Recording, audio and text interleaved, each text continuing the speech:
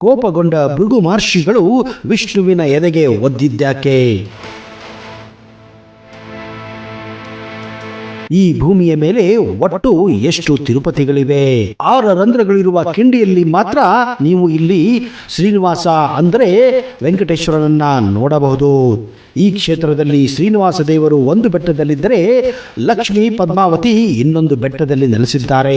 ಹಾಗಾದರೆ ಇಷ್ಟು ವಿಸ್ಮಯ ಹಾಗೂ ಹಲವಾರು ವಿಶೇಷತೆಗಳನ್ನು ಹೊಂದಿರುವ ಆ ಪುಣ್ಯಕ್ಷೇತ್ರ ಯಾವುದು ಎಂಬುದನ್ನ ಇವತ್ತಿನ ಈ ವಿಡಿಯೋದಲ್ಲಿ ನಿಮಗೆ ಹೇಳ್ತಾ ಇದ್ದೀನಿ. ಅದಕ್ಕಿಂತ ಮೊದಲು ನೀವು ನಮ್ಮ ಚಾನಲ್ಗೆ ಹೊಸಬರಾಗಿದ್ದರೆ ದಯವಿಟ್ಟು ಈಗಲೇ ಸಬ್ಸ್ಕ್ರೈಬ್ ಮಾಡಿ, ಜೊತೆಗೆ ಬೆಲ್ ಐಕನ್ ಕೂಡ ಪ್ರೆಸ್ ಮಾಡಿ.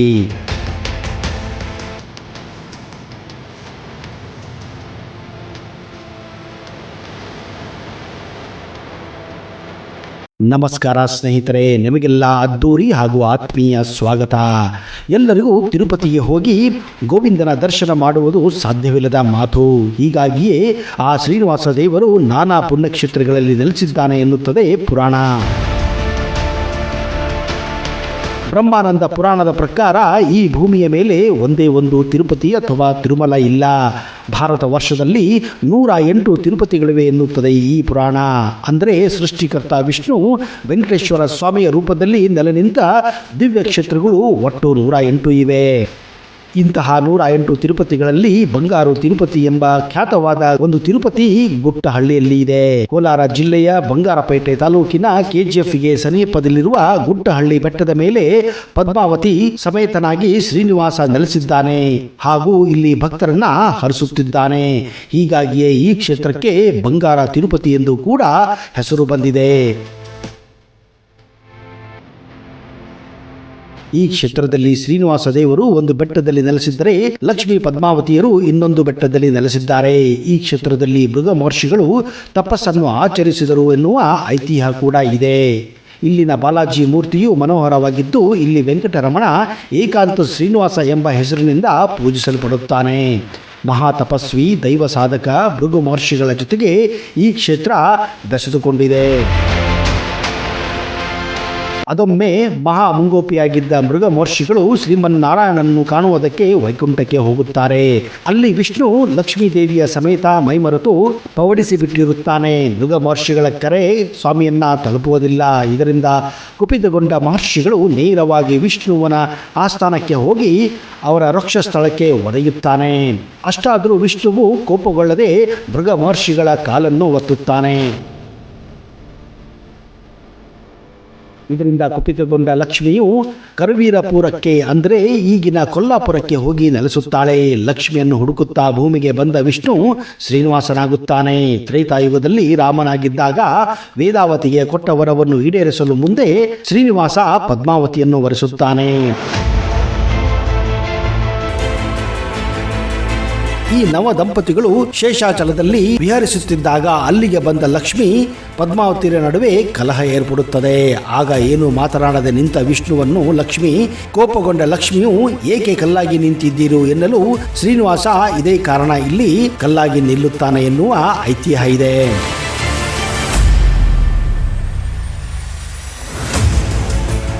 ಹೀಗೆ ಶ್ರೀನಿವಾಸ ನಿಂತಿರುವ ಈ ಕ್ಷೇತ್ರ ಬಂಗಾರದ ನಿಕ್ಷೇಪದಿಂದ ಕೂಡಿದ ಬಂಗಾರು ತಿರುಪತಿ ಎಂಬುದು ಭಕ್ತರ ನಂಬಿಕೆಯಾಗಿದೆ. ಅದುವೇ ಮುಂದೆ ಬಂಗಾರು ತಿರುಪತಿಯಾಯಿತು ಎಂದು ಭಕ್ತರು ನಂಬುತ್ತಾರೆ.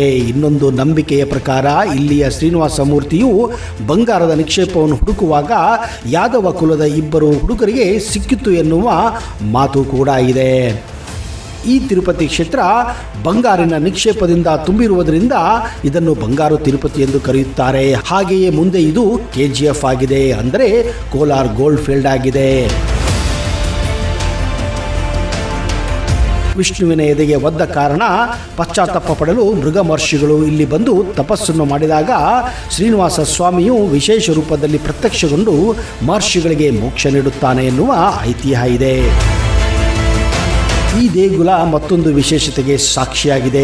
ಇಲ್ಲಿ ನೆಲೆ ನಿಂತಿರುವ ಶ್ರೀನಿವಾಸ ದೇವರನ್ನು ಉಡುಪಿಯ ಶ್ರೀಕೃಷ್ಣನನ್ನು ಕನಕದ ಕಿಂಡಿಯಿಂದ ನೋಡುವಂತೆ ಇಲ್ಲಿ ನೀವು ನೋಡಬೇಕು. ಜಗತ್ತಿನಲ್ಲಿ ಯಾವುದೇ ಆಲಯಕ್ಕೆ ಹೋದರೂ ಸ್ವಾಮಿಯನ್ನು ಸಂಪೂರ್ಣವಾಗಿ ಕಣ್ತುಂಬಿಕೊಳ್ಳಬೇಕೆಂತ ಭಕ್ತರು ಬಯಸುತ್ತಾರೆ. ಮುಖ್ಯ ದ್ವಾರದವರೆಗೂ ತೆರಳಿ ಭಗವಂತನನ್ನು ಮನ ತುಂಬಿಕೊಳ್ಳುತ್ತಾರೆ. ಆದರೆ ಇಲ್ಲಿ ಮಾತ್ರ ಸ್ವಾಮಿಯನ್ನು ಹಾಗೆ ಪೂರ್ಣವಾಗಿ ಯಾವ ಅಡೆತಡೆ ಇಲ್ಲದೆ ಕಾಣುವುದಕ್ಕೆ ಸಾಧ್ಯವೇ ಇಲ್ಲ. ಈ ದೇಗುಲದಲ್ಲಿ ಮೃಗನೇತ್ರ ದರ್ಶನ ಅನ್ನುವ ವಿಶೇಷ ಸಂಪ್ರದಾಯವನ್ನು ಇಲ್ಲಿ ಪಾಲಿಸಲಾಗುತ್ತದೆ. ಭಗವಂತನ ಎದುರಿಗೆ ಇರುವ 6 ಕಿರಿದಾದ ಕಿಂಡಿಗಳಿಂದಲೇ ವೆಂಕಟೇಶ್ವರ ಸ್ವಾಮಿಯನ್ನು ಕಂಡು ನೀವು ಧನ್ಯತೆಯನ್ನು ಪಡೆಯಬೇಕು. ಆ ಭಗವಂತ ಇಲ್ಲಿ ಹೀಗೆ ಕಿಂಡಿಯ ಮೂಲಕ ದರ್ಶನ ನೀಡುವುದರ ಹಿಂದೆಯೂ ಒಂದು ವಿಶೇಷತೆ ಅಡಗಿದೆ. ಈ ಕಿಂಡಿಗಳ ಹಿಂದೆಯೂ ಒಂದು ಮಹತ್ವದ ಸಂಗತಿ ಕೂಡ ಇದೆ. 6 ಕಿಂಡಿಗಳು ಮನುಷ್ಯನ ಅರಿಷಡ್ ವರ್ಗಗಳನ್ನ ಪ್ರತಿನಿಧಿಸುತ್ತವೆ. ಭಗವಂತನ ದರ್ಶನ ಮಾಡುವಾಗ ಎಲ್ಲರೂ ಆ ಅರಿಷಡ್ ವರ್ಗಗಳನ್ನ ಬಿಟ್ಟು ನಿರ್ಮಲ ಮನಸ್ಸಿನಿಂದ ಇರಬೇಕು ಎನ್ನುವುದನ್ನ ಸೂಚಿಸುತ್ತದೆ. ಕಾಮ, ಕ್ರೋಧ, ಮೋಹ, ಮದ, ಮಾತ್ಸರ್ಯಗಳನ್ನ ಬಿಟ್ಟಾಗಲೇ ಮನಸ್ಸಿನಲ್ಲಿ ಶುದ್ಧ ಭಕ್ತಿ ಮೂಡುವುದಕ್ಕೆ ಸಾಧ್ಯ. ಅಂತಹ ನಿರ್ಮಲ ಭಕ್ತಿಗೆ ಮಾತ್ರ ಭಗವಂತ ಒಲಿಯುತ್ತಾನೆ ಎಂದು ಇದು ಸೂಚಿಸುತ್ತದೆ. ವಿಶಾಲ ಆಲಯದೊಳಗೆ ನೆಲೆಸಿರುವ ಸ್ವಾಮಿಯನ್ನು ಕಾಣುವುದೇ ಒಂದು ಆನಂದ. ಬಾನೆತ್ತರದ ಗೋಪುರದ ಒಳಗೆ ಪ್ರವೇಶಿಸಿ ಒಂದೊಂದೇ ಮೆಟ್ಟಿಲುಗಳನ್ನು ಏರಿ ಹೊರಗೆ ಹೋದರೆ ಪುಟ್ಟ ಆಲಯದೊಳಗೆ ಶ್ರೀ ಶ್ರೀನಿವಾಸ ಸ್ವಾಮಿಯ ದರ್ಶನ ಆಗುತ್ತದೆ. ಆಲಯದ ಮತ್ತೊಂದು ಪ್ರಮುಖ ಆಕರ್ಷಣೆ ಎಂದರೆ ಬೃಹತ್ ಗರುಡ ವಿಗ್ರಹ. ವಿಶಾಲ ಗರುಡ, ಅದರ ಕಾಲಿನಲ್ಲಿ ಸಿಕ್ಕಿಕೊಂಡ ಸರ್ಪ ಆಲಯಕ್ಕೆ ಪ್ರವೇಶಿಸಿದ ತಕ್ಷಣ ನಿಮ್ಮನ್ನ ಸ್ವಾಗತಿಸುತ್ತದೆ. ನಂತರ ಪುಷ್ಕರಣಿ ಕಾಣಿಸುತ್ತದೆ. ಅದನ್ನ ಮೆಟ್ಟಿಲು ಏರಿ ನೀವು ಹೋಗಬೇಕು.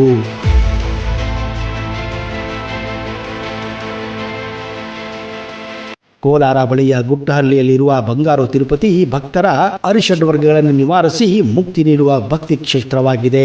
ಈ ಸ್ವಾಮಿ ತಿರುಮಲಕ್ಕೆ ಹೋಗಲು ಆಗದವರಿಗೆ ಇಲ್ಲಿಯೇ ದರ್ಶನ ನೀಡಿ ಅವರ ಬಾಳನ್ನ ಬೆಳಗಿಸುತ್ತಿದ್ದಾನೆ.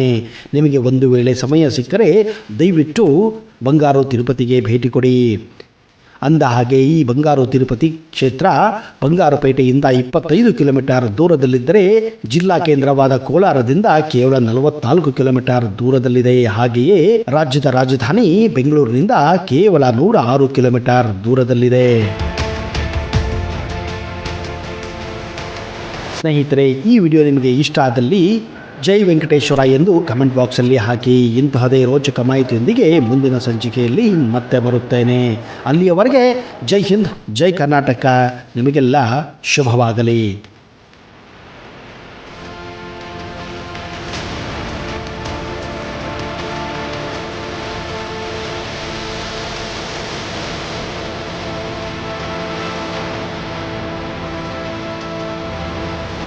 ವೀಕ್ಷಕರೇ, ನಿಮ್ಮಲ್ಲಿ ಯಾರಿಗಾದರೂ ಸಂತಾನ ಸಮಸ್ಯೆ, ವಿವಾಹ ಸಮಸ್ಯೆ ಇದ್ದರೆ ಈ ಪಂಡಿತರನ್ನ ಈಗಲೇ ಸಂಪರ್ಕಿಸಿ. ಪಂಡಿತ್ ವೈದ್ಯ ನೋಡಿ ರಾಮಜ್ಜ, ಶ್ರೀ ಆಂಜನೇಯ ಸ್ವಾಮಿಯ ಆರಾಧಕರು, Indian famous astrologer. Get 100% solution to all your problems. Shri Pratyangira ದೇವಿಯನ್ನ ವಶಪಡಿಸಿಕೊಂಡಿರುವ ಏಕೈಕ ಜ್ಯೋತಿಷ್ಯರು. ಫೋನಿನ ಮೂಲಕ ನೇರ ಪರಿಹಾರದಲ್ಲಿ ಓಪನ್ ಚಾಲೆಂಜ್. ಆಂಜನೇಯ ಸ್ವಾಮಿಯ ಅನುಗ್ರಹದಿಂದ ವಿಶೇಷ ಪರಿಹಾರ ತಿಳಿಸುತ್ತಾರೆ. ನಿಮ್ಮ ಒಂದು ಕರೆ ನಿಮ್ಮ ಭವಿಷ್ಯವನ್ನೇ ಬದಲಾಯಿಸಬಲ್ಲದು. ಇವರ ದೂರವಾಣಿ ಸಂಖ್ಯೆ 9008220252.